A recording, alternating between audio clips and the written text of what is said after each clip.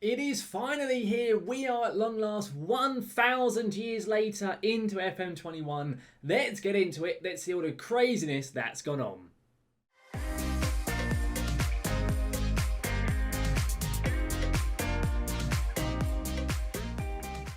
Welcome back then, guys, to LS Plays FM here at long last for our 1,000 years later experiment into the future of FM21. Of course, following on from our initial 500 years later after you guys smashed that like target, what feels like, well, what quite literally was months ago. And we are here in FM21. It has taken me forever to get this far. I think it's over a full month of in-game time has passed since the 500 years mark, and there's like 50 game days now played in this to get this far. It's just crazy how long it has taken me. But we are here to look at what has unfolded in this crazy footballing landscape. The answer is an awful lot. I've had a quick peek, but nothing too massive, but there's a lot of weird stuff going on. Today we're going to be focusing on the Premier League, the Championship, all of the English leagues, the Champions League, Europa League. Of course, guys, if you do enjoy this video here today, make sure to chuck a like down onto it. And of course, if you want to see any more of my content, such as my FM21 experiments, maybe that 500 years later video, which will be linked above me, or any of my tactics series, or my Let's Play series, my Road to Glories with Kaiserslautern, the Red Dead Revival, then do make sure to hit that subscribe button and to ring that notification bell to be notified when any of my content here on YouTube goes live. But guys, without any further ado, we'll get into this video. If you do want me to do another part 2, a bit like how the 500 years later video worked, where we look at the other leagues across Europe, then we're going to go for a like target. Of course, the first one had, what was it, 100 likes? I think it was. I can't remember now off the top of my head. But we will say 150 likes, and we'll go for a part 2 of this video here today, where we look at all the other leagues across Europe, at least the major leagues anyway as well. But let's get into it. Let's go and let's see what else is taking place. We can go to the old leagues in focus. We're going to start off with the Premier League. So when we looked 500 years ago in game, West Ham were the big boys at that point in English football. They were dominating it and they had won an awful lot of trophies the last time we looked. But looks at West Ham are still up there, but the most recent winners 1,000 years later in 3020 is Chelsea. So a team who in real life is still very decent. Of course, in the Champions League final at the moment, they are going to be taking on Manchester City. They have won the Premier League. And we can also see we've got Palace up there, Sheffield Wednesday, Hull City, just naming a few. Kidderminster in the league, Pompey's up there. You've got Reading, Liverpool still there, Southampton still there, Arsenal still there. Plymouth is up in the Prem now. Wolves are still there. City United are still floating around, so they haven't gone down. They were in the bottom half of the league, mind you. Rotherham, Millwall, Ipswich, Blackburn and Billericay with an amazing 4 points they got this season. Wow, what a great year Billericay had in the Premier. A goal difference of -89. They didn't win a single game all season. Great season from Billericay there. Blimmin' heck. We can see the most recent winners there. Sheffield Wednesday and Chelsea would appear probably the dominant force at the moment. Indeed, it would be Kidderminster actually had a league title under their name. That is ridiculous stuff right there. Let's have a look at the records first of all before we have a look at the past winners. So the most times won is Chelsea, having won 200 Premier League titles. I can't remember who it was off the top of my head who had the most the last time when we looked. But Chelsea up there now with 200 points. West Ham had the most points ever in a season of 114, which is a perfect 38 game winning season. So West Ham are the only team by the sounds of it to have ever done it. They did it in 25, 37, 38, so just after the point we looked at for the 500 years later video. The fewest points in a season, as someone who lives in Norwich and follows Norwich quite closely, this is quite nice to see. It's Ipswich with this. Ipswich had the fewest points ever in a Prem season of 1 point. 37 defeats and 1 draw they managed. Wow, that is a pretty crazy. That is so bad. That is so bad. I thought the 4 points from Billericay was bad. Imagine being an Ipswich fan for that season. Just imagine that. How painful that entire experience would be to lose every game bar one where you draw it. Oh my days, that would be ridiculous stuff. That really, really would be. In terms of the most matches won in a row, West Ham hold it at 44. They had it in that 25, 37, 38 season. Ipswich have the most losses in a row, which is not a surprise after that one draw season they got. The most matches without losing is also held by West Ham. 182 games they went. They went from 25, 37 to 25, 54. Wow. Fair play West Ham. 4 years or 4.5 years they went without losing a single match. Apparently Man U had the most games without conceding. That's actually a record that still stands even now from the 2008-2009 season under Ferguson. So that has never been broken. Luton have the most games without scoring. That is a record from this save taking place in the 25-59 season. And other than that, nothing too drastic really. No one's ever broken Dixie Dean's goal scoring record. Not really surprised with it being 60 goals. And a few other ratings in there, but they're all ones which have occurred since we have begun this save. So fair play. West Ham definitely seem to be one of the most successful teams, as do Chelsea. You don't want to be an Ipswich fan from the sounds of it. You really, really do not want to be that. Have the goal scoring record been broken? A 9-0 is still intact, as is the 7-4. That is still the highest scoring match ever and also the biggest win ever. They have never changed during this save. What about past winners? Let's have a look at what other teams have won. We'll have a quick flick through. We won't spend ages looking over every single team, but of course there is the most recent one. The fact that teams like Kidderminster, who start in the Vanarama National League, are winning Prems is ridiculous stuff. Liverpool up there with a lot. City, United, only like 30 years ago were winning a lot of Premier League titles, so it seems that the big teams are still floating around. Plymouth up there with quite a few. Southampton floating around a lot as well. Kidderminster, quite a few over the most recent century. Palace, it's just a weird one, the idea of Palace ever winning a league. Hull have got a lot actually during this period here. West Ham with a few. They haven't won in quite some time though by the looks of it.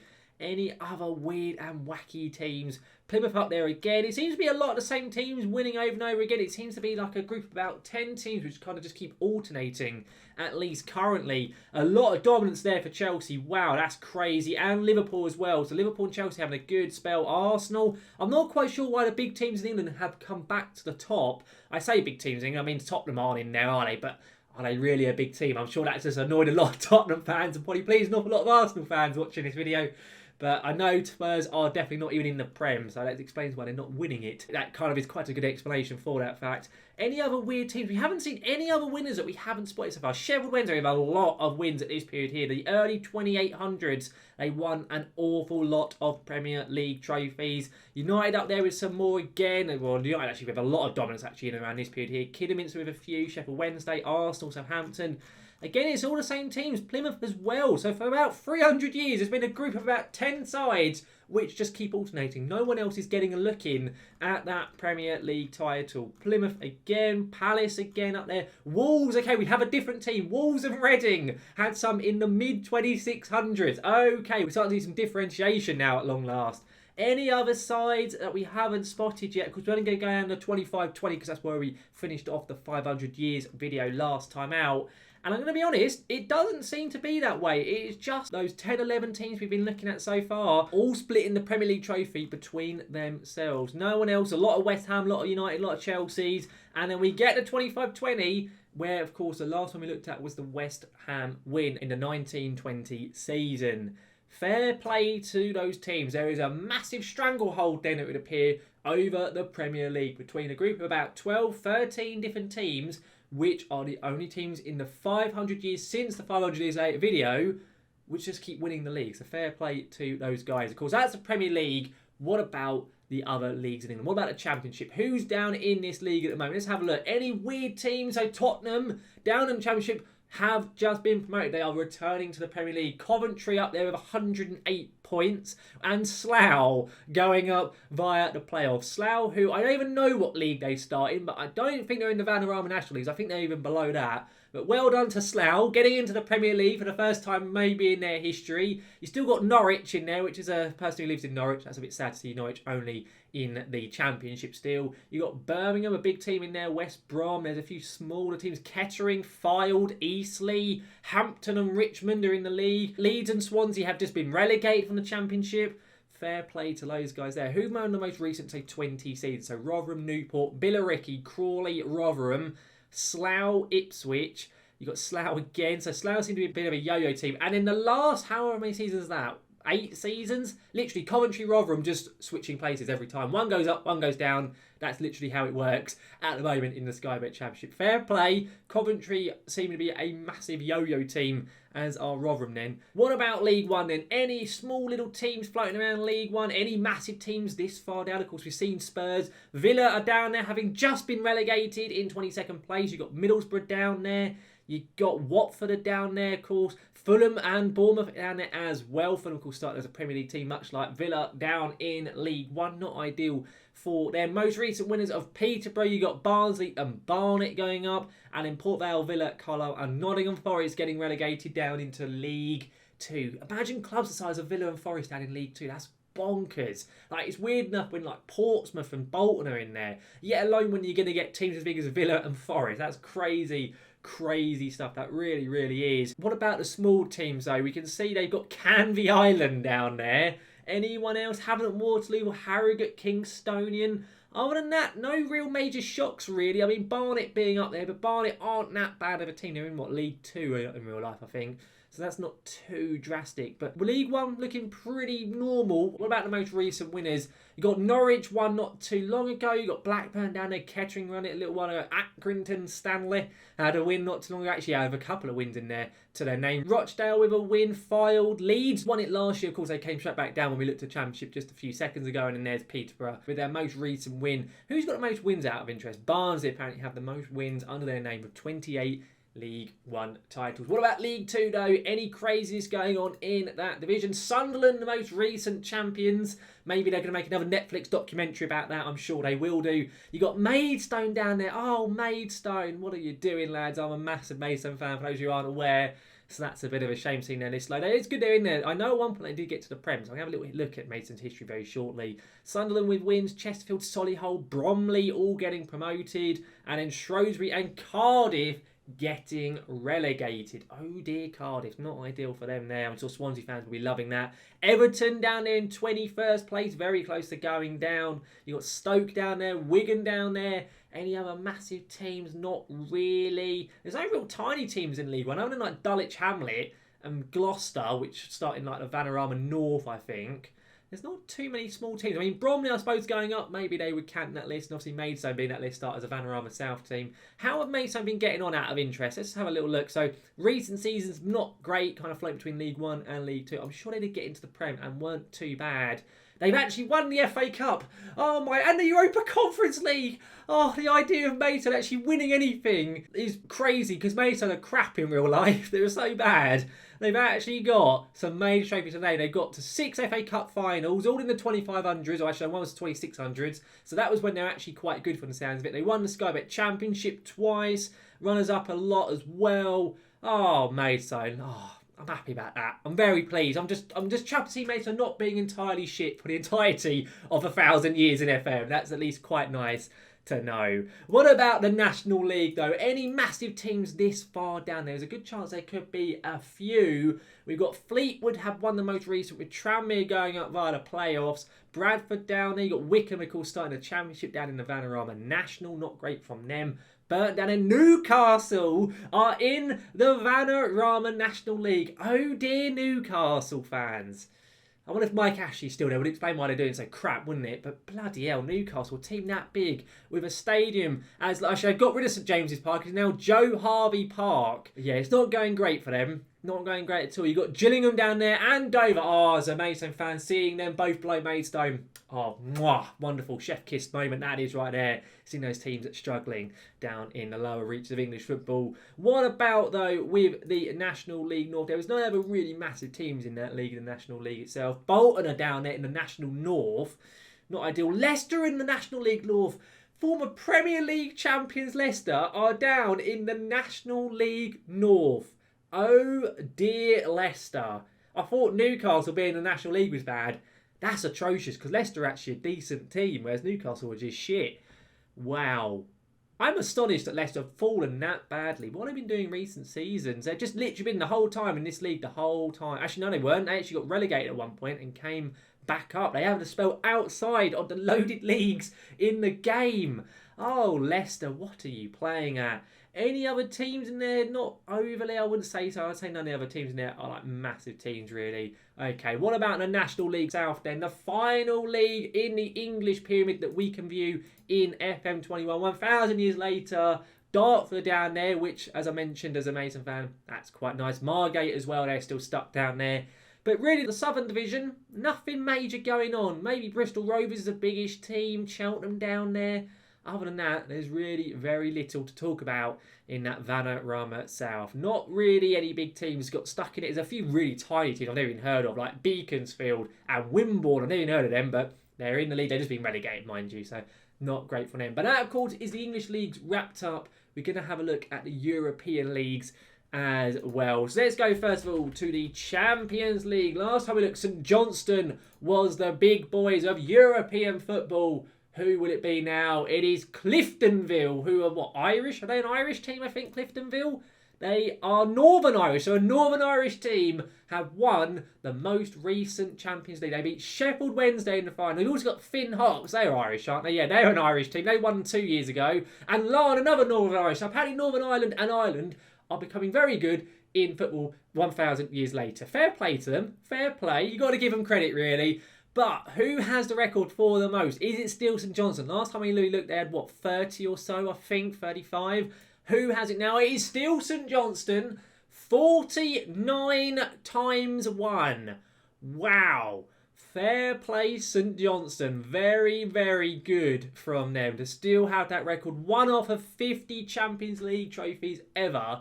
Very impressive. And by the way, I've just noticed the record below. I mentioned this in the 500 Years Later video that sometimes attendances can get a bit skewed and go a bit all over the place. Apparently, Bodo Glimt from Norway have the highest attendance ever in a Champions League match of 801,000 people. They have a stadium which could hold 7,000. I don't know how it's worked that out, but we'll take it. We'll just agree. Bodo Glimt versus Partizan from Serbia apparently attracted 800,000 people. And in November, so that means that would have been a group stage game. Okay. And yet the highest average attendance is PSG with 139k.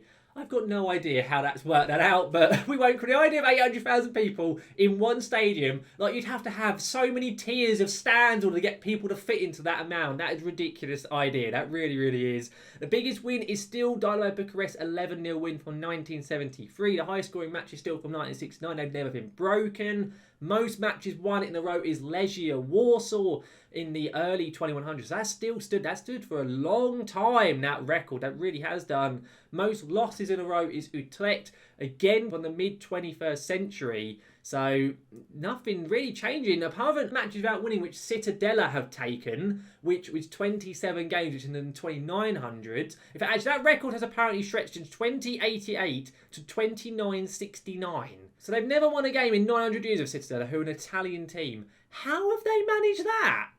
They must be dreadful. Serie A must be awful then at this point in time. Okay, Arsenal's record of not conceding over the course of 2005-06 season is still intact. Parma have gone the longest without scoring 11 games between 3002 and 3003. And the most team goals ever was Norrköping, who are what, a Swedish team? They scored 64 goals in one Champions League season. That is a ridiculous amount of goals. That really is. The number of goals in a season by Ronaldo still stands as well, so that's never been broken. That's quite surprising. What about past winners, though? Who have we got on this list? We know about some absolutely bonkers stuff going on in the Premier League and so on. And we've already seen a couple of winners. Cliftonville, apparently, and Finn Harps up there with quite a few Sheffield Wednesday fans. You've got a lot to look forward to 2,000 years later, winning some Champions League and Premier League trophies to your name. You got Hibernian up there. Of course, last time we saw a lot of dominance from the Scottish side. This time it looks like it's the Irish and Northern Irish. And also last time, we went 300 years without an English club winning a Champions League trophy. Straight away, they've obviously got themselves sorted out. I don't know what they've done, but they've sorted themselves out. So fair play to England. You got as well Reading up there, City, Rangers, Motherwell, Plymouth, just to name a few. St Johnstone with another one there. That must have been their 49th title. Fair play. They got a couple of second place as well, so they could have hit the 50, but they just about didn't manage it. Lana again. I can't believe how many teams from Ireland and Northern Ireland are getting it. You got Fenerbahce up there. They're the first British team to have won it, I think, in the whole time since we've been looking at the moment. So fair play Fenerbahce from Turkey. You've got Southampton up there, Chelsea as well, United with a couple, Kidderminster, okay, and H&W Welders. Who the hell are they? From Northern Ireland, Harland and Wolf Welders. They're 2-star rep. I've got no idea who they are, and yet they won a Champions League in 29, 52, 53.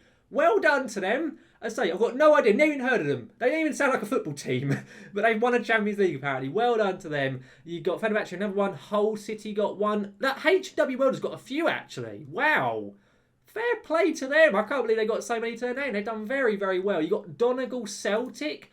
What is going on with Northern Irish teams winning the Champions League? Apparently Northern Ireland must be absolutely dominant then across European football. It's ridiculous how good they have been. A few other teams in there which we've already seen. You got Sonderjyske from Denmark, Banik, Ostrava, who are what's Czech? Yeah, they are Czech. So you've got a Czech team up there. That's the first team from that area of Europe. Sonderjyske as well from Scandinavia, of course, from Denmark. Well done to them. You got Samira Novi Pazar, who is Serbian. So a few other teams from across Europe. You got Lask and Austria Vienna. Last time we looked, the Austrian teams were quite good actually, so I'm not surprised by that. HK, an Icelandic team winning the Champions League again, much like we saw with the 500 years later. It's a different one this time around. You got a Belarusian team in Bate Borisov. You got Romanian teams in Cluj. You got Copenhagen, Olympia. There's quite a good spread at this point here of different teams winning, whereas obviously the last 100 years it's been only a small select amount of teams. So fair play to them here. Legia Warsaw up there. You've got teams from Russia. Lots of Eastern European teams at the moment are winning it. Bodo Glimt, 2,800. Of course, the team with the highest ever attendance of 800k, winning their own Champions League there. Fair play to them. And a few other interesting names. Just looking for any real standout ones. Who's this one? Dunstreda from Slovakia. Never heard of them, but well done to them. You've got Israeli teams, Hapoel Tel Aviv, Nizhny Novgorod with a win from Russia. Valur, the Icelandic team, another win for them. I can't believe Iceland's getting so many European competition wins under their name. That's ridiculous stuff, isn't it? Ural, all the way from the Ural Mountains, winning a Champions League. It's almost in Asia, and yet they're winning a Champions League. Okay, Football Manager, whatever you guys say. Fair play. Ludogorets up there with one. St. Gallen. We're now into the 2600. Any major standouts? Not overly now. I'm looking at those names and I can't see any big ones jumping out at me. You've got Altak, who aren't they Austrian? I think Altak. Yeah, they are. Anybody else? You've got Viitorul, the side owned by Georgi Hagi over in Romania with their own Champions League trophy to the name. Very well done for them. Ferencváros from Hungary with a Champions League under the name. It seems at this period here, England had quite a lot of dominance. Considering we'd gone so long without seeing them win any, when we looked at 500 years later, it seemed they got themselves back on top at long last. Hanover, is that the last German team to have won a Champions League? It may well have been, you know. I haven't spotted any other Germans for quite some time. I haven't seen any French, any Italian, any Spanish either. It's either English, teams from the British Isles, or teams from Eastern Europe, it would appear, that seem to be winning it. And then we finally get the 25-20, which was Valur, the Icelandic team, who won it. So a real spread of different teams. But as I say, the traditional other top 5 leagues in Europe, other than the Prem, just don't seem to be winning Champions Leagues for whatever reason. Right, let's then look at the other 2 major competitions in Europe, and then we'll finish off today. The Europa League and the Europa Conference League as well. So with the Europa League, the most recent winner, Chelsea, beating Liverpool in that final with a 1-0 win. Very well done to Chelsea. And you've got a few interesting different winners there already. What about the records though? Who's got the most wins? It is Bodo Glimt from Norway, who again hold the record for the highest ever attendance. 2883, apparently 797,000 people attended. I have no idea how they're getting these attendances up against Alumnij. I've never even heard of them from Slovenia. Okay, game, whatever you say. 29th of April of 2883, 800,000 people almost crowded in to watch Bodo Glimt versus Alumnij, or however you pronounce it. I apologise for completely butchering that name.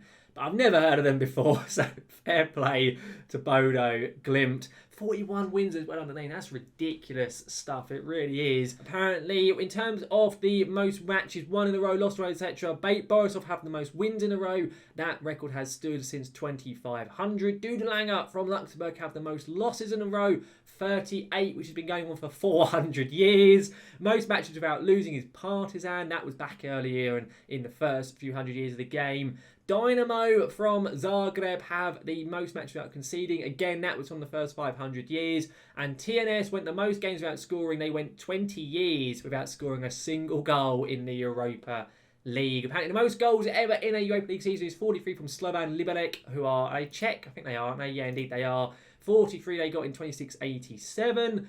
Most team goals conceded was Mulder in only about 30 years ago. They conceded 26, I presume in just the group stage, not great from them. And Falcao's record of 17 goals in the Europa League season still stands from 2010-11. So well done to Radamel Falcao. Let's have a quick look at the past winners. We'll just kind of flick through these. We won't take as much time as we had them with the Champions League and the Premier League. Of course, if you spot your own team in the winners here, do let me know down in the comments, especially if it's a small team and it's never expected. Like, there's a few teams I'm seeing here. You got Glenavon from Northern Ireland, Ujpest, who are Hungarian, indeed they are, like winning this. They've got that H&W Welders again with another win. How are they so good at this point in time? I've got no idea. There's so many teams from like Northern Ireland winning these competitions. I don't understand why they're quite so good. There's that alumni side as well. They won it in 28-89. I can't believe that. And they won another one there in the 28-82-83 season. That's ridiculous. I've never even heard of them. And they're coming away with wins like that.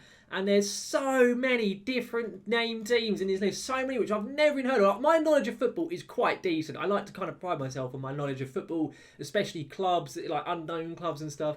And there's a lot of teams I'm seeing in this list I have never even heard of, from countries I'd never ever expect to be getting anywhere close to any European glory. But alas, they are managing it in this 1,000 years later save. Say we're looking down here, there's so many weird and wacky teams and the smaller sides that are appearing in these lists of winners. There really are. There's not even that many English teams that have been winning, to be honest. It seems they're dominating the Champions League, but not so much in the Europa League. Like, there's a few Chelsea and cities and stuff spreading out here and there, but nothing too drastic. You've got Dusseldorf there, so another team from Germany with a win under their name. You've got a French team in Montpellier. The first time we've seen a French side actually winning anything in terms of European competitions this whole time we're looking in this 1,000 years later save. And then there we go, back to 25-19-20, where Larne won it at the end of the 500 years later video. Of course, we've got one more to look at now, the Europa Conference League, because I know people always want to have a look at that as well. The most recent season has been won by Morton, who are,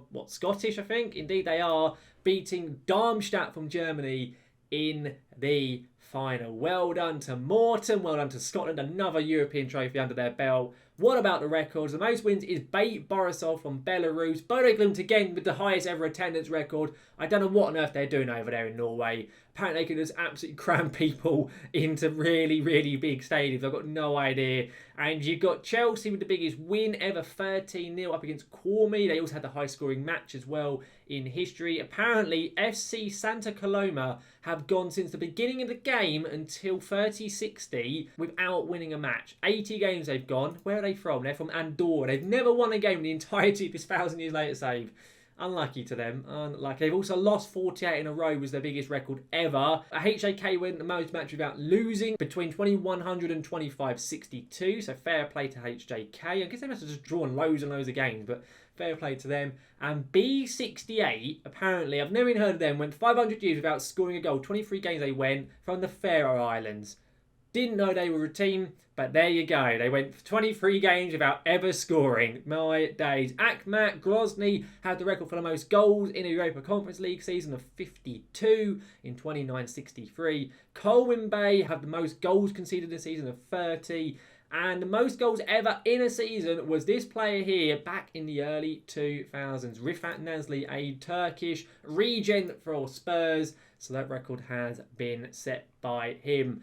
But guys, overall, that does bring this video here today to a close with our 1,000 years later video. Of course, if you guys do want me to look at international football and also the other leagues across Europe, then as I said earlier on about that 150 likes target, if you hit that, we will do a part 2. So if you do want to see it, chuck a like down onto this video and we will get going with that and have a look at what other wacky and wonderful stuff is going on across world football in this game. And also, if you want me to look at anything else in particular, do chuck it down in the comments. If we do a part 2, we can then have a look at it all in that as well. But all I can say is football 1,000 years later in the Premier League generally is somewhat similar. Some of the big teams still win. Of course, there is some other very small teams, Kidderminster being a key example, being quite a dominant team, but generally looking quite normal. The Champions League is just crazy, as is all of European football. Northern Ireland and Scotland being just ridiculously overpowered for some reason.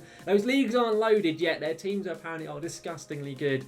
But alas, that is just the way that FM has decided that football will be taking its course as we go 1,000 later. But guys, I really do hope you have enjoyed the video. As I mentioned earlier, make sure to chuck a like down onto it. And if you do want to keep updated with any more of my content, such as any FM21 experiments, my tactics videos, or my Road to Glory series with Kaiser and the Red Dead Revival, then do make sure to hit that subscribe button and to ring that notification bell to be notified whenever my content here on YouTube goes live.